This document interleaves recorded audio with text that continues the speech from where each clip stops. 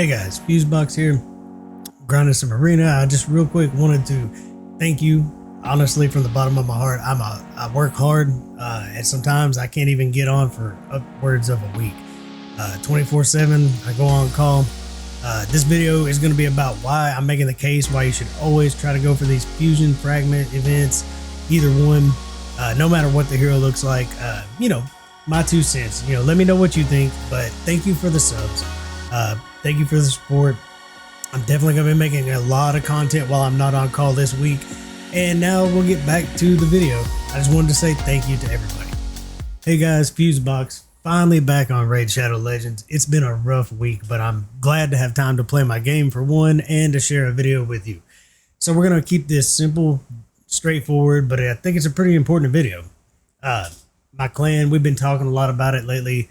I've got an amazing clan, by the way. Like, it just gets better with every member. And by the way, if you want to join, we still have 4 slots left, I believe. So it's X911, the Black Hand Guild, open invite. As long as, hey, if you just want to join a chill clan that has fun, helps each other out, come on over. So back to the game. I'm going to talk about fusions and fragment events, and we're gonna touch on the stuff that you've heard, but we're going to touch on some stuff that you probably haven't thought about. I'm going to make the case why you should go for everyone. Eventually you'll be able to make up your mind if you want to skip one or not, but why would I tell you to just go for every single one? Okay, the things you've already heard. We're going to do a shard pull here in a minute because it's time during this fragment event, and we'll talk about the difference in fusion and fragment, the main thing you need to do differently to succeed when a fusion comes around. But let's answer that question. The things you've heard. Why should you do every one? Simple. You're going to get a free legendary and probably 1 or 2 legendaries along the way. It's a guaranteed legendary. Now, some don't look as good as others. Right now, currently, we have one that's a single target hero, but he can stun the entire enemy wave. And you're going to hear people tell you he's pretty good. You're going to hear people tell you that he's a pass, easy pass, and your account is not their account. I can't tell you he may be the best hero you have, but what everybody will agree upon is that one day they may change or buff even the not so good looking heroes, and when that day comes, you're not going to hope to pull him with a Sacred Shard. You're going to know you haven't. That's the first reason. But the reason that people overlook, I help a lot of people out. Get on their games, try to tweak some teams and stuff. And I see a common denominator that it's not like the game's broken because of it. But doing this can help you solve some of your problems. A lot of people have a lot of shiny heroes. And it looks, when you see it, it looks like they enjoy the game. Awesome. I love the game too. And probably did the thing that a lot of people did once they decided, I like this game, spent some money, pulled a bunch of shards, got a lot of nice shiny heroes, and then got trapped into thinking that's what the game's about. And those heroes aren't developed. They don't have gear.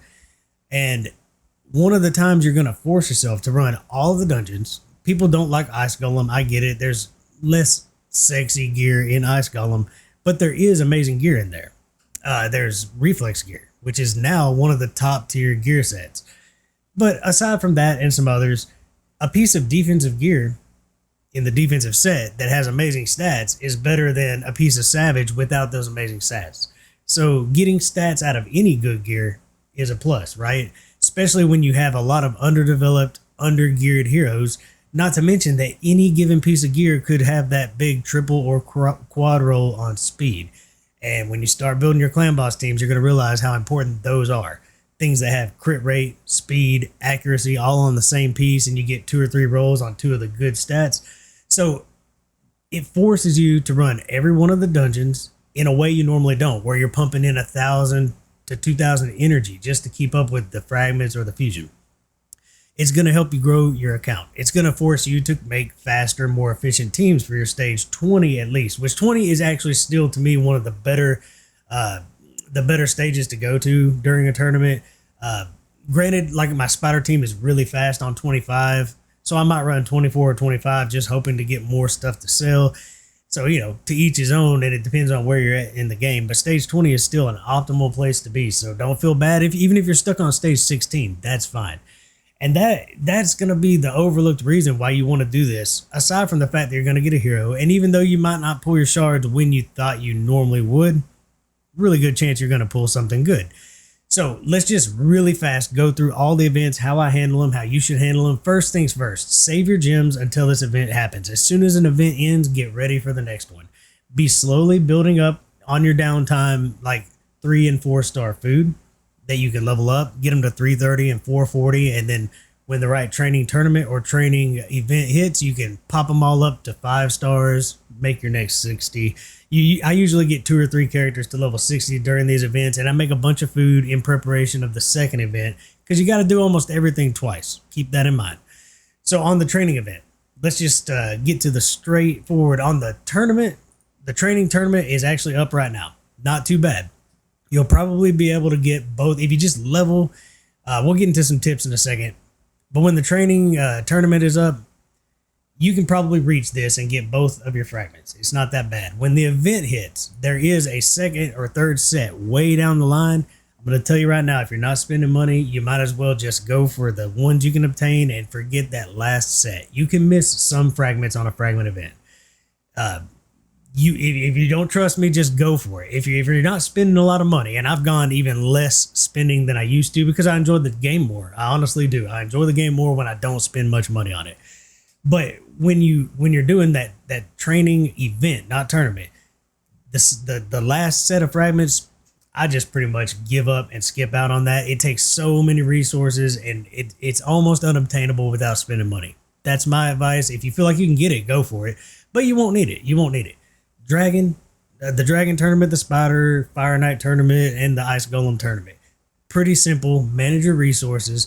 But back to this training. When you're on the training tournament and event, really quick, what I'll do is I'll start taking, you'll see it down here.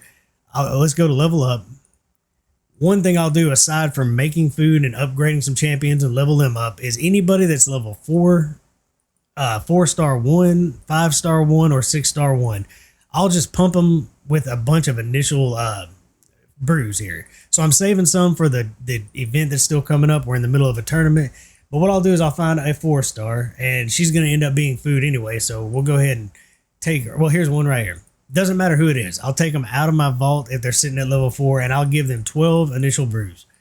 Because watch, for 12 brews, which are super easy to come by, of course I save these all month long, 32. He's level 32. We just got a ton of tournament points to help us get to that last thing, and I'll do that. You'll see a lot of level 4 32 heroes. Listen, look at this. Look at this. They're all, well, I've started taking them up, I guess. But these guys, I'll go ahead and pump them to 32 and get a ton of really fast points. When I level somebody up, initially I'll give them at least 12 brews to get a start. And then I'll start grinding 12-3 while I'm making food and leveling them up. And I'll end up with a bunch of 550s ready for my next event where I want to take some of them up to 60.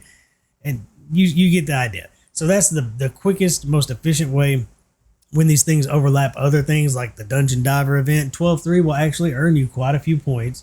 And it'll actually help you earn silver.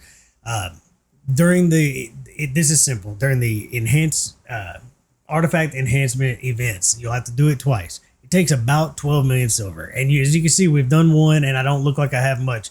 But that spider gear, I just save it up and keep running. I sell everything that's 5-star. If you're running level 20 or higher, you need to get in the habit of just getting rid of 5 stars, as long as everybody's geared at this point, and selling the actual 6. Keeping your 6-star gear. So I'll come through here and I don't need all this. It's all really nice looking, but I'll just come through here, and right here I'll probably sell most of my blues. Same here. There's no way I'm going to gear that many champions in the next week or two. So there's millions of silver in here. I keep it stocked pretty well. I sell all the 5-star gear constantly. So I'm not scared of that. You just got to power through the artifact enhancement event. It takes roughly 12 million. You can go to your heroes that you never finished leveling up to 16 and finish those out. You can level a bunch of gear that's just in your bags. Sometimes I'll just come in here, hit filter, substats, and look for speed and crit rate. And as you can see, I just start rolling this gear up. That way, next hero I level up has a good idea where they're going to be. You can even just stop at 12, and it'll get you plenty of points. So that's pretty easy. Also, the arena. Super easy. Just play the arena. Try to stay in gold 4 since it's pretty obtainable these days, or the highest level you can. And when the arena comes, go ahead and put all your time into your arena until you're done. Cakewalk. You're done with that. So the real pinch points are going to be the champion training, which I've already warned you on the event. You'll probably, unless you're spending money or really been saving up for more than 1 month, you're probably going to want to skip that last one on the champion training event. So that means all month you got to hold these shards. It just takes self-discipline. You won't regret it. You'll always be pulling during a 10x or a 2x. Right now we are during a 10x. Let's see what I got, what I have a chance to get. Okay, Vizier, I've got him. Absolutely amazing. If on my other accounts, I'd love to get him, and you should be dying to get this guy. Now let's talk about Samar. I've got a video on Samar Gem Curse. He's so much better than people give him credit for. But also now on the big bomb boss, the new guy in the Doom Tower, Samar Gem Cursed, I saw this on Stu Gaming, so credit to him, can solo it. He can absolutely solo it. I'll be showing that soon because I've got to do a guide on him. I've been gone all week.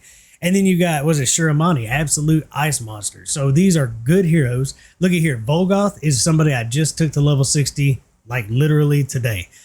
He's that good at keeping you alive. Anax, I do believe, is even stronger than Fane on the clan boss. That's who I'm using on my clan boss team currently. This guy looks cool. Haven't looked into him much, so I'm not going to go over him.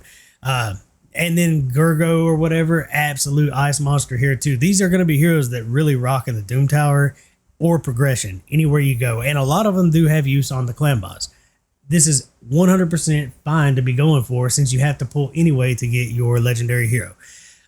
So, you know, Exemplar, I think is who that is down there. Maybe not so hot, but not that she's horrible. So any hero that you get out of here, those chances are going to be good. We're about to pull in just a minute. I promise you we're going to pull. But you do have to power through these. So let's talk about the summoning. This summoning shards is one of the pinch points people have. The tournament is not up right now, but the tournament is actually based on you getting a legendary or an epic for a ton of points. Legendaries are worth 500, epics are worth like 120 or something. And then, you know, rares are worth a little bit more, like 10 points each. And then everything else, greens and below, are worth 1 point each. This is the event right here. Let's go ahead and take a look at it, where you get 500 points for pulling a sacred shard. You get, here it is. You get 20 points for pulling an ancient, 120 for pulling a void, and just 1 for greens. So in this one, you can power through it by saving all month. If you're hoping to get, I thought this was 2,500. It looks like they may have switched this one up a little. Sometimes they change up how many it takes. 3,500, that's a pretty tall order, but you definitely want to get all 20 of these fragments. So 3,500 means you need 6 sacred shards and you're done. If you saved all month and you're able to kill Nightmare Clan Boss with double loot, or better yet, Ultra Nightmare and Nightmare, you're easily going to get through the month and doing your collection and doing all your daily quests and your monthly quests and your advanced quests. You'll come up with 5 to 6, 7 shards, which is exactly where I'm sitting. I think 7. I need 6 to complete this. Nope, 7. Sorry, my math. So that's what I'm going to do. I'm going to pull all 7 and save all my other shards during a 2x event next weekend. Hopefully I'll have a lot of luck pulling 44 plus shards by then, and probably over 15 void shards. Hopefully I'll get tons of cool new champs. Anytime you're stuck and don't have quite enough, you can power through it. 1 point each. That's why I saved thousands of these. So on the next event, if I get really unlucky and just pull rares out of all my shards, I'll power through it and pull a couple thousand mystery shards and be done with my event. So that's how I handle it, trying to keep this quick and get through it all. So the champion training and the summoning are your real big pinch points. Other than that, manage your resources. How are you going to keep energy when you don't feel like you have enough? Every day when you log in, you get these free rewards. Keep these bottles every single day. When there's an update gift, hold on to it until the last minute. These don't last 99 days like the free gifts do. Keep them in your bag. Be ready to use them only during these events, unless something really special is going on. But besides that, keep those gems. Save those gems for this event. And you can use them however you see fit afterwards, but try to save gems. And the one thing that I always advise, the one thing I think is worth the money in this game, I don't have it currently, but I'll probably get it tonight because I've just not been playing. Always collect these, of course. But under the daily progression, the daily gem pack, I don't have it right now, but normally I always have this. $10 a month is the best deal in this game for all these gems. You get them daily throughout the month. It helps you build up. These turn into refills on energy. So do the bottles of energy you're saving, but now we have even more you can go to. You can go to your clan shop and you can purchase energy all day long for that gold that you're earning. Absolutely worth it. You're going to get a legendary. You're going to get gear that you need, and you might not grind as much as you should, but this forces you to do it. So I think all around, these are good events, and I suggest everybody goes for them. I honestly do. And I don't know how many times I've found use for heroes that were supposedly no good, and they're usually not nearly as bad as you hear. It's just people who don't need them. They have all the end game.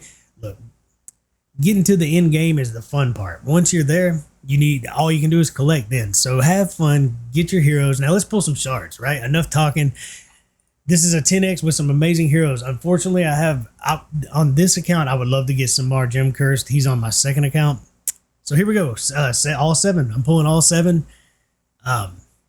We know we're going to get epics every shot. Catacomb Counselor's amazing. I do already have him, but he's one of the easiest to come by allied attacks. There's an X, one of the 10X. I do have him, but he's amazing. Absolutely amazing and worth everything you put into him. There's Fodbar. I'm interested in him. I haven't done anything with him, but I'm definitely interested in him. I need some gold though, right? Romero is one tanky dude. He could help you out a lot in faction wars, arena. He's pretty tough. So we're gonna see gold, right? Out of 7 pools. All right, come on. Come on. I'm gonna have a panic attack here. All right, got one of the new guys, and I believe he is in the 10X. I didn't know what he did, so let's check him out. A1, decent chance to provoke. I'll take that that's good on the Doom Tower Dragon. Attacks all enemies, chance to stun, a pretty decent chance, 60%. On a 3-turn cooldown, that's not bad at all. He'll be good in the faction wars, definitely. A strengthened buff on all allies. A shield for 2 turns if they're less than 50% health. Equal to 15% of the target's max HP. That's not bad at all. Another shielder for that Scarab boss. Heals the champions by 50% of their max HP whenever an ally dies. That's a little rough. I admit. But let's pull this last one. Let's get some gold. And then I do have 2 more accounts we can pull on. No gold. 7 pulls. One of the hardest hitters in the game. Phonax is absolutely cool. He pairs up with Tamaria, whatever her name is. Let's just call her Jill. He pairs up with her. They do a great job. So I'm done. I'm going to save these and do a really big pull when the next event comes around and hope to get tons of epics during the 2X and hopefully get some legendaries since I had bad luck there.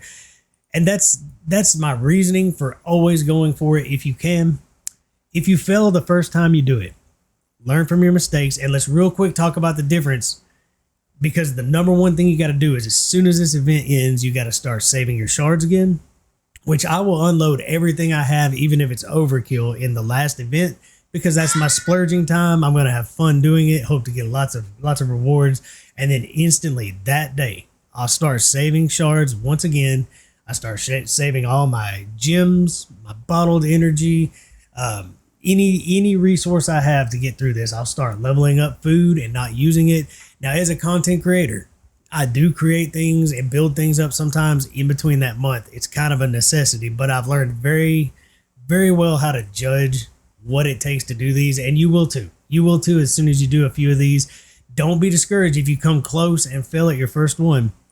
You'll be able to see where you were missing out. Maybe it was energy you didn't conserve all month long. Maybe it was gems and shards you didn't do.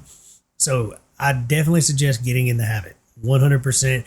Now, real quick, let's get on my other accounts, do the few pools I have. I don't play them nearly as hard as this one, but we're going to do what we can, and I'm going to have to power through most of those with green gems, which, by the way, is not nearly as fun as pulling yellows, so I suggest saving all month long. Be right back.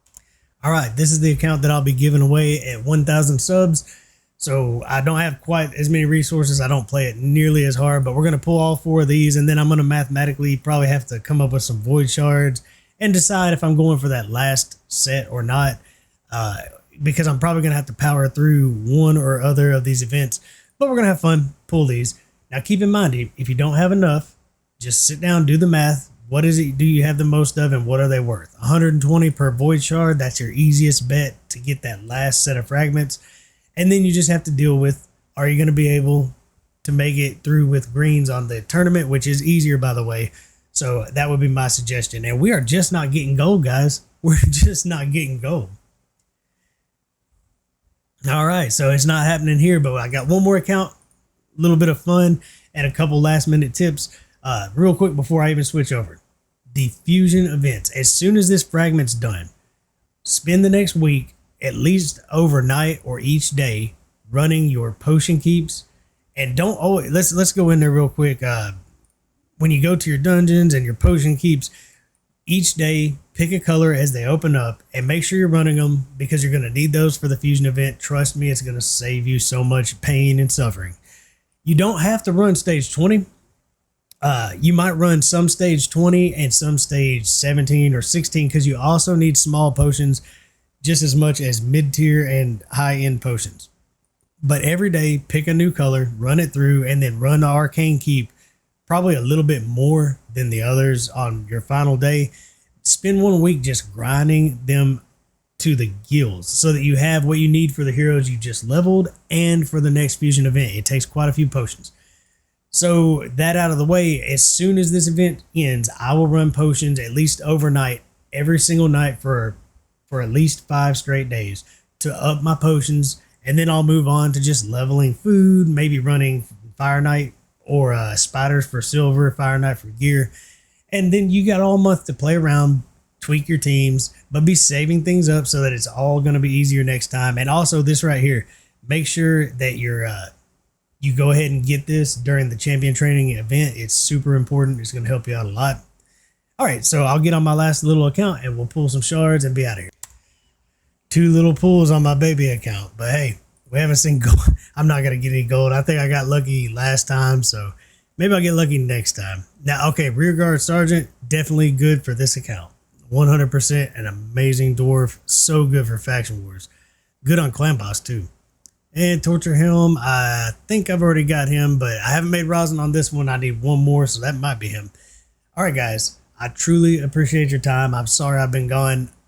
If you're new to my channel, I do go on call 24/7. Sometimes it gets rough, and this was a rough one. But anyways, I'm glad to be back having fun. I hope you have fun. I wanted to make the case for why you should go for these fusions and fragments, besides just the fact that you get a legendary every time. And typically 7 pulls on Sacred Shards will get you a legendary. And during a 10x, you have that chance. And then next week, it'll be during a 2x when we do our other tournament. And I think it's a Sacred 2x, I believe. Ancient. And if that's the case, I'll have like 46, 50 plus pulls on a 2x chance, and I'll be getting a legendary. But I wanted to talk about the more important thing that is overlooked way too often. It'll make you run these dungeons to get your gear from the Fire Knight that you don't normally make yourself do. It'll help develop your heroes that you already have while you're working on getting new ones. So anyways, that's my 2 cents. Let me know what you think. I appreciate your time, and hopefully I'm going to be back to making content at least for a week. So thanks again. I appreciate the subs. Until next time, enjoy the grind.